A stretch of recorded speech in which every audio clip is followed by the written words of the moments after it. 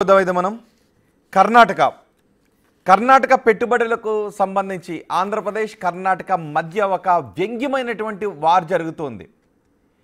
కర్ణాటకకు సంబంధించిన పెట్టుబడులను ఆంధ్రప్రదేశ్ తరలించకపోతుంది అనే చర్చ జరుగుతోంది.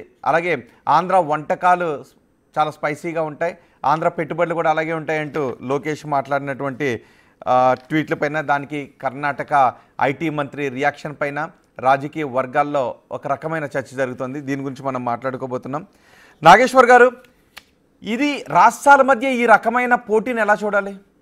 కర్ణాటక ఆంధ్రప్రదేశ్ మధ్య రాష్ట్రాల మధ్య ఆరోగ్యకరమైన పోటీ ఉండాలి. కానీ ఒక రాష్ట్రం వల్నరబిలిటీస్ను మరో రాష్ట్రం ఎక్స్ప్లాయిట్ చేయడం అనేది మంచి సాంప్రదాయం అయితే కాదు. డెఫినెట్గా ఒక రాష్ట్రము ఆంధ్రప్రదేశ్ కావచ్చు, కర్ణాటక కావచ్చు, తమిళనాడు కావచ్చు, అన్నీ దేశంలో బాగా మంది మర్చిపోకూడదు. తమిళనాడు విషయానికి వచ్చినప్పుడు లోకేష్ ట్వీట్ చేశాడు, గూగుల్ భారత్కు వచ్చింది అని. రాష్ట్రాల మధ్య పోటీ అనేది దేశ ప్రయోజనాలకు భిన్నంగా ఉండకూడదు. ఇప్పుడు కర్ణాటకలో కాంగ్రెస్ ఉండొచ్చు, ఆంధ్రప్రదేశ్లో ఎన్డీఏ ఉండవచ్చు. కానీ కర్ణాటక నుంచి కర్ణాటకకు రావాల్సిన పెట్టుబడులను ఆంధ్రప్రదేశ్ రావాల్సిన పెట్టుబడులు కర్ణాటక, ఇది ఆరోగ్యకరమైన పోటీ కాదు. ఎవరి స్ట్రెంత్ వాళ్ళు ప్రజెంట్ చేసుకోవచ్చు. ఎందుకు కర్ణాటకకు రావాల్సిన పెట్టుబడులు గుజరాత్కు పోయే పెట్టుబడులు ఆకర్షించవచ్చు కదా లోకేష్. పక్కన కర్ణాటక పైన ఎందుకు సౌత్ ఇండియా పైన, ఆ ఉత్తరప్రదేశ్కి పోయే పెట్టుబడులు ఆకర్షించవచ్చు కదా. గుజరాత్కి అయితే అడ్డగోలుగా పోతున్నాయి కదా పెట్టుబడులు, దాన్ని ఆకర్షించితే మంచిది కదా. గుజరాత్కి అన్నీ ఎందుకు పోవాలి? అందువల్ల మనము కర్ణాటకైనా తమిళనాడైనా they are part of India. అందువల్ల ఇప్పుడు కర్ణాటకలో రోడ్లు బాగలేవు, కర్ణాటకలో ట్రాఫిక్ ఇబ్బందులు ఉన్నాయి, కర్ణాటకలో ఈ ఛాలెంజెస్ ఉండొచ్చు. రేపు ఉదాహరణకు విశాఖపట్నంలో గతంలో తుఫాన్లు వచ్చాయి, అందువల్ల విశాఖ సేఫ్ కాదు అని కర్ణాటక వాళ్ళు అన్నారు అనుకోండి, మనం అంగీకరించుదామా? అందువల్ల రెండు రాష్ట్రాలు ఆరోగ్యకరంగా పెట్టుబడులకు పోటీ పడవచ్చు, తప్పేమీ లేదు. ఆ పోటీ ప్రజల ప్రయోజనాలకు నష్టం కలిగించకుండా ఉండేంత వరకు అభ్యంతరం లేదు. చాలా అగ్రెసివ్గా ప్రమోట్ చేసుకోవచ్చు, పెట్టుబడులను తమ ప్రత్యేకతను వివరించుకోవచ్చు. సో బెటర్ డెస్టినేషన్గా ఆంధ్రప్రదేశ్ ఎలా ఉంటుంది అని ప్రజెంట్ చేసుకోవచ్చు, అంతవరకు అభ్యంతరం లేదు. కానీ కర్ణాటకకు వచ్చే పెట్టుబడులు ఆంధ్రప్రదేశ్కి వచ్చే పెట్టుబడులు గుజరాత్కి వచ్చే పెట్టుబడులు ఇంకో రాష్ట్రానికి, ఇప్పటికే వివాదాలు ఉన్నాయి. మహారాష్ట్రకు రావాల్సిన పెట్టుబడులను గుజరాత్ తరలించారు, తెలంగాణకు రావాల్సిన గుజరాత్ తరలించారనే విమర్శలు వచ్చాయి. అందువల్ల రెండు రాష్ట్రాల మధ్య అనారోగ్యకరమైన పోటీ ఉండకూడదు.